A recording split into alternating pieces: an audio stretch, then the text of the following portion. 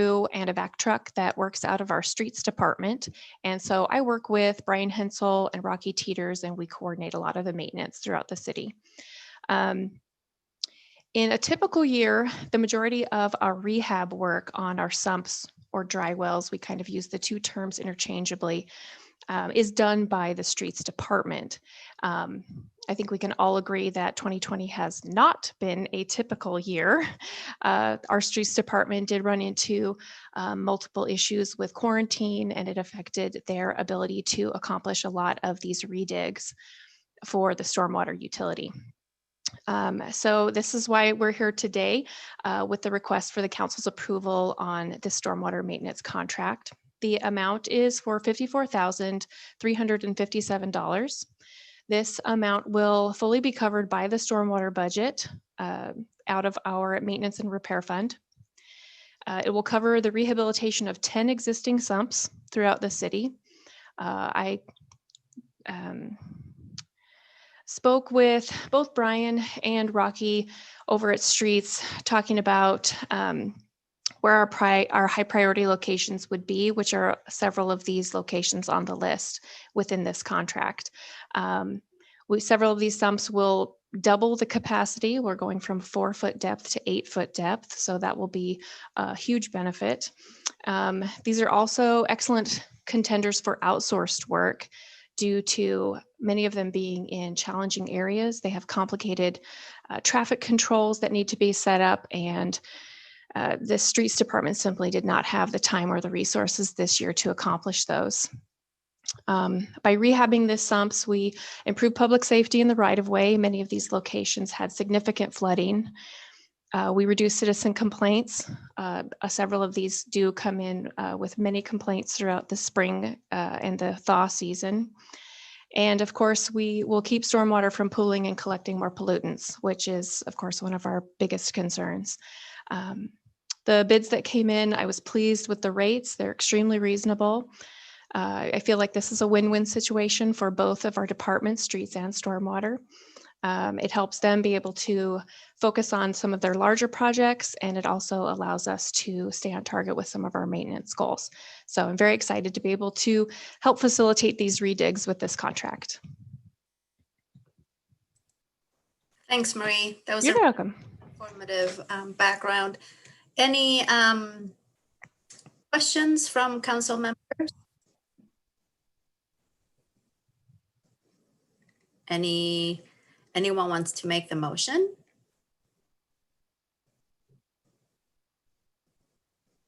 Amber. I'd be happy to make the motion. Thank you.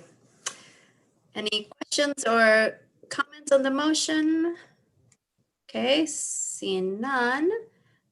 We have no public to provide public comments, so we will move to roll call vote, please.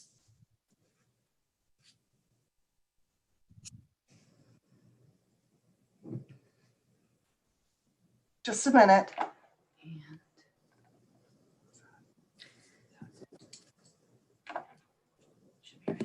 Here. Yeah.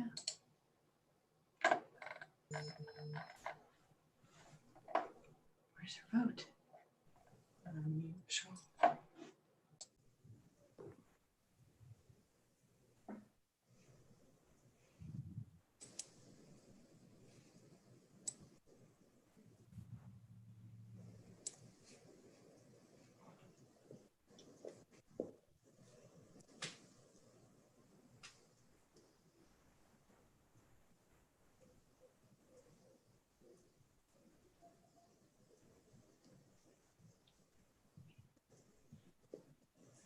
Our apologies, we seem to be having an eScribe issue. We'll just go ahead and do this by hand. Becerra? Yes. Cantos? Yes. Harp? Yes. Hess? Yes. Jones? Yes. Ramos?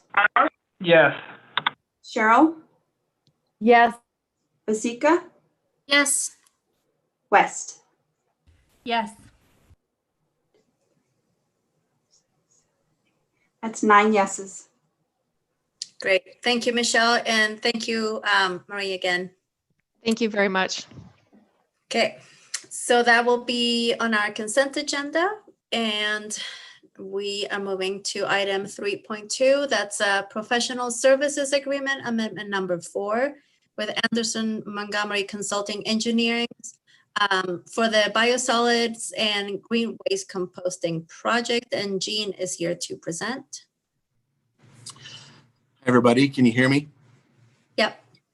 I'm Gene Connell, the Resource Recovery Facility Superintendent. Part of our operation is a poplar plantation. We're about 5 years into growing the trees. In 2019, a group of MBA students at the university for their final project looked at the poplar plantation, and their major finding was that the market for poplar trees as saw logs hasn't developed like was anticipated when the project was started out. And so, that was planned to be harvested in 2027. And that without a market, we would like to hire Anderson Montgomery engineers to look at alternatives for the poplar plantation, management techniques, alternate crops. And so we can look at an apples to apples comparison of various avenues forward. And so I'm proposing approval to sign it, have the mayor sign the professional services agreement. This will all be covered by wastewater utility funds. Great, thank you. Jean, remind me again how big the property is where the poplars are? Yeah, there's 160 acres. Yeah. Let's see, Heather. Thanks. Jean, sounds like this particular initial project did not pan out like we originally thought. And I know sometimes those kinds of failures can kind of be kind of devastating, but what I would like to say is I really appreciate the fact that we got some assistance through the university to try and figure out that we were going to fail sooner than later, if that makes sense. So in this particular study that Anderson is going to be doing for us, what kind of timeline are we looking at? What is the total cost for this particular study? And how does that relate as we compare it to what we value those 160 acres to be? Yeah, and so this contract amendment would be for $34,752. The engineer's ready to get on it. I would expect results, in a couple months, maybe early next year. Right now, the poplar plantation is dormant for the season. I'm sorry, and could you repeat the rest of your question, please? Sure, I should better articulate that for you, Jean. What is the total value of the particular contract? And as we compare that to what the asset is worth, is it worth the price tag of this additional study? That's what I'm trying to get at. And so the property, the 160 acres, is a leased property. And so we're leasing it from the Klaus family. The overall budget for the poplar plantation is approximately $150,000 a year, give or take. It varies by year. And so going into the future, the real value, we want to look at an economic analysis and have some good numbers and make good decisions going forward.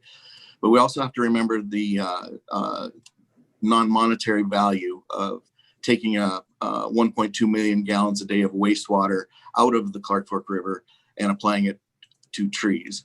And there's measurable improvements in the Clark Fork River, and this is a contribution to that. So there are also less tangible benefits to the project.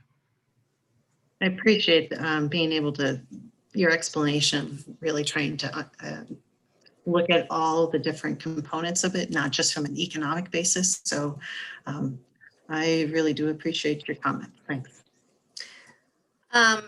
Jean, do you know if the contract will include options, other options for that piece of land, or is it only as it relates to the poplar and the management of poplars?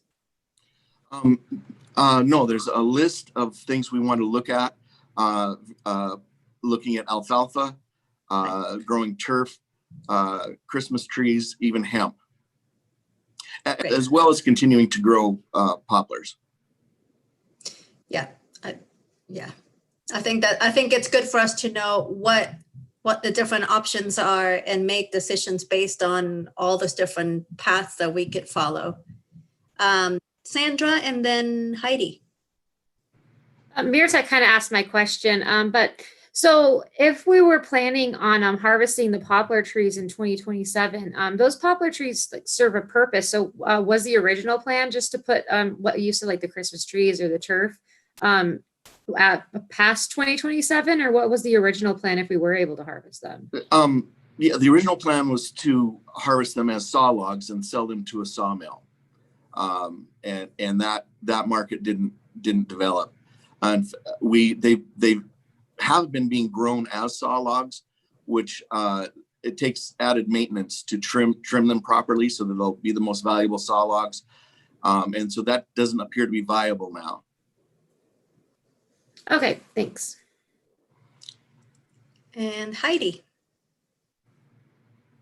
So I guess I have a comment and a question. I think that this is a really unique sort of setup that we have to treat our wastewater system. And I think it's something that isn't necessarily captured well with the, say the economic value of the land.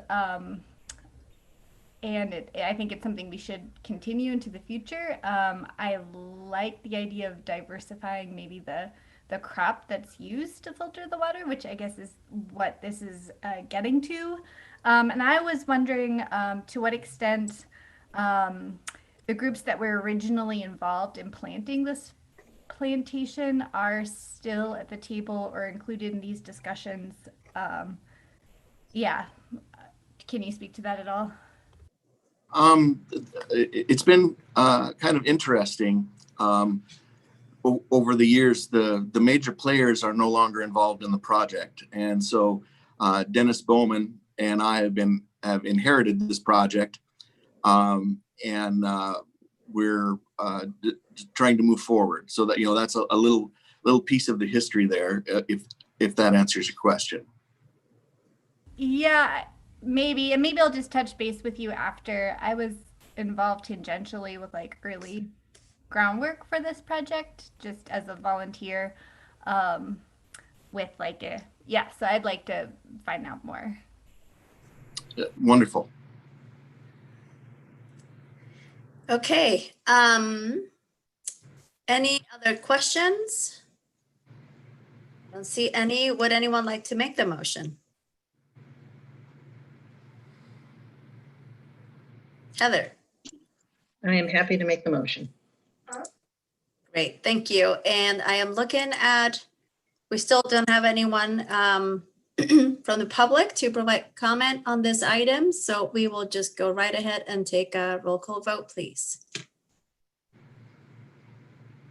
Becerra, Yes. Contos, Yes. Harp, Yes. Hess, Yes. Jones, Yes.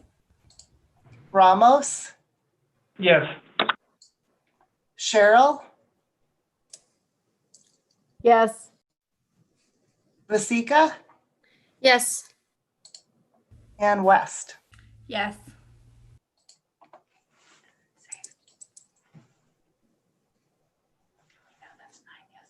And that's 9 yeses. Great, thank you.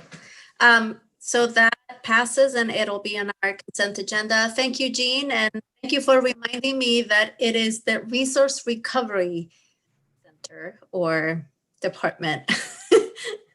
I think it's a great name, an appropriate name for all you do. So I appreciate that. And thanks for bringing this before us. Wonderful. Thank you. Mhm. Okay, so next on our agenda is a presentation by Dennis Bowman. This is about a resolution establishing the water development fees and amending the sewer department fees, and an ordinance amending Missoula Municipal Code 13.02.140. And Dennis, you're on. Thank you, Madam Chair, and good afternoon, council members. This is a second part of what we presented last Wednesday in the way of the water development fees, the new ones, and also the sewer development fees that was proposed by FCS. So as everybody remembers, is that why we have development fees. Basically, if you look at it, is that you have to have, in the way of the water system, you have to have capacity in the water system to be able to serve the current customers, along with be able to have enough capacity for fire protection and a little bit of capacity for new customers to hook up. But the more customers hook up to the water system, that's less capacity you have. And you don't meet the DEQ requirements for having the capacity for fire protection in that. Same thing with the sewer department, sewer system, or resource recovery system, as Jean puts it. You got to have enough capacity in piping and pumping to be able to receive the stuff to customers. So along with that, it all has to be balanced in order to have everything. And every time somebody hooks up, you have got to have the water provide, and also you have to have the piping and that to be able to take care of, receive from the customer. So what I'll do is I'll present a little slideshow here. And let me know if you can see it okay. Yep. Okay, I want to put, oops, sorry. There it is. Oh. So basically, I want to start off by thanking Katie Emery. She put all this stuff together for me.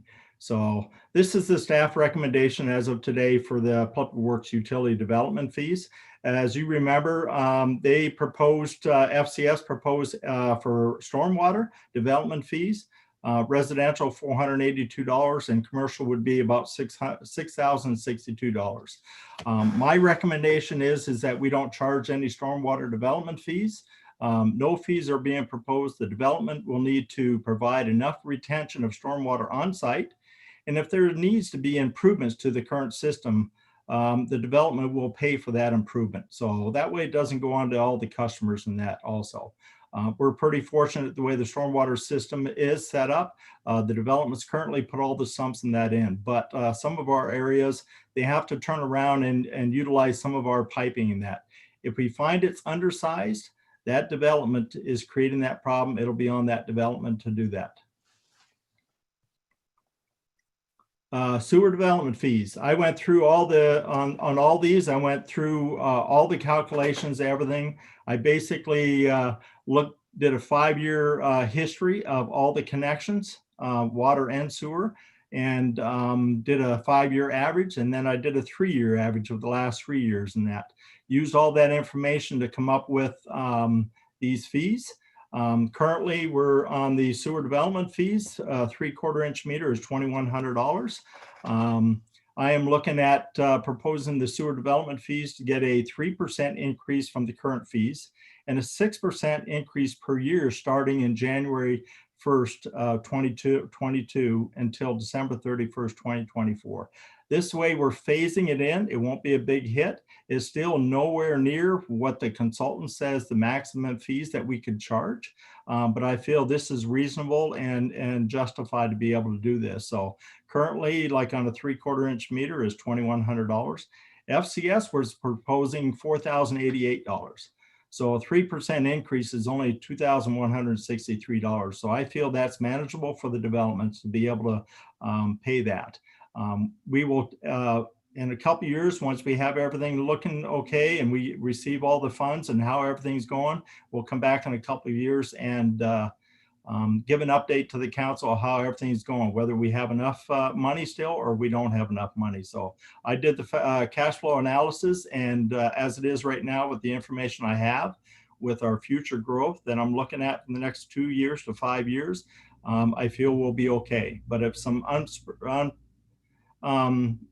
unusual thing happens and some huge 5,000 house subdivision comes in and really impacts us, and we don't have enough money to increase certain parts of the system, we'll bring it back to the council at that time. Water development fees, same thing. I did this 5-year average and then also a 3-year average and did all the calculations on that, proposing that we phase in the suggested water development fees over the next 4 years, starting at 20% lower than what FCS suggested for the maximum. So instead of the $2,222, it'll be $1,777, and then it'll be a 6% increase the 3 years after that. Even at the 3 years after that, we're still not up to what FCS is stating that we can charge maximum on. But I feel with the information we have and the cash flow analysis, we look okay. We are looking at in FY25 with the cash flow analysis, it does show that we'll have a negative balance on it. But I feel that this will be a great start to turn around and get it implemented. And then I can bring back in a couple of years and give an update to the council. Sewer comparisons, gathered some information on the sewer comparison. So with the new fees, Missoula will be for a 3/4 inch meter, you'll see is $21.63. Billings is a little different. Get rid of my one screen here, sorry. Billings is a little less than us on 3/4 inch. Bozeman's a little less than Billings. So we're a little high on 3/4, but we're a lot lower than on the 1 inch and all the other sizes. So they put a big impact on all their larger meters and 1 inch and larger, which they pay more. So if you average it out, we look very, very good for compared to the other cities, 2 other cities. Water, we're looking excellent. So the water development fees, as you can see, if we get this proposed and the council approves, the $1777, 3/4 inch. Billings is $2,504. Bozeman is $2571. So I still feel that this is sufficient right now because we've never had it before for the water development fees. And I feel it's justified and the development should be able to afford it.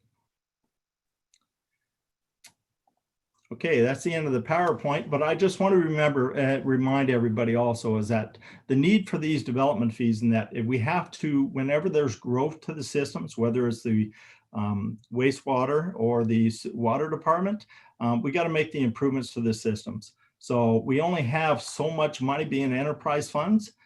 Fortunately, the sewer department has the funds from the customers on the rates and the current sewer development fees.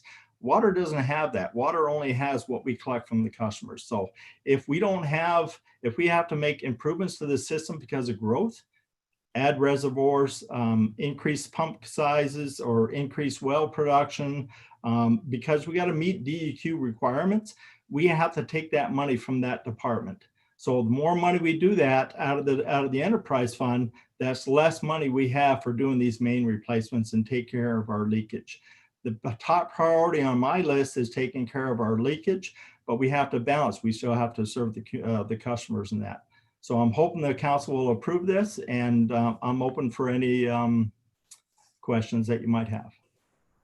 Thank you, Dennis. So the enterprise fund gets in great part fed by paying customers, correct? So if we run out of money, then and development fees are not established, then that would be a burden that's put on all the ratepayers right now that have to be putting money into the enterprise fund. That's correct. And see, that's the way it was under private ownership. So basically under private ownerships, the development put the infrastructure in, and some of the developments went ahead and put some wells in and also some reservoirs in that. But the private utility paid them back over a 40-year period. Then the private utility took that information of what their expenses and the payback and also the capital improvements and their admin fee and passed that on to increase rates to everybody in the community. And but we don't want to do that. I prefer not to do that. It has to go to the cost causer. So, but like you said, we only have so much money coming in, but we have all these needs. And if we can maintain what our maintenance needs and our current system improvements to take care of our leakage and improve it, that's a lot better than having to take care of that and also these improvements because of growth. Yep.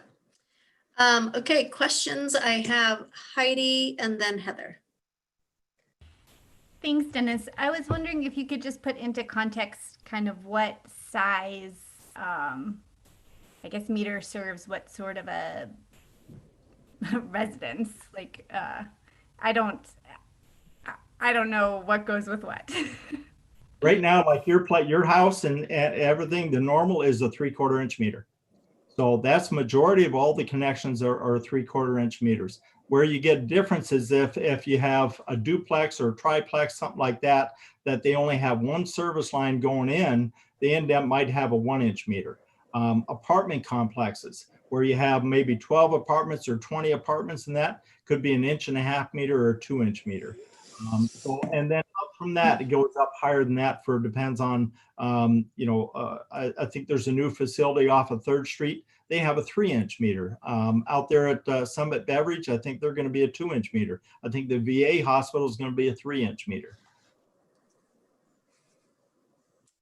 Okay. Heather. Great, Martha.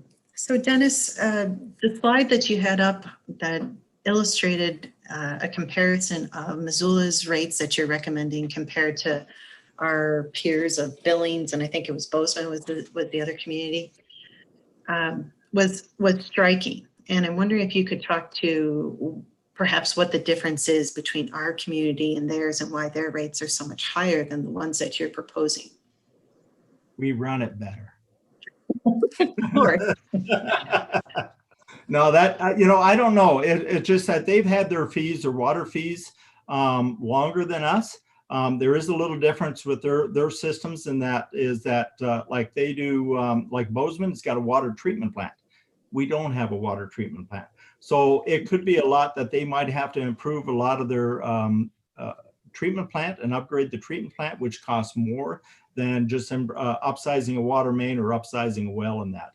And same thing with Billings is the same thing. They got a water treatment plant too. So it's not apples and apples, but it is compared to what people have to get charged for development. And correct me if I'm wrong, but both of those communities are enterprise funds for their utilities as well, right? That's correct. Okay.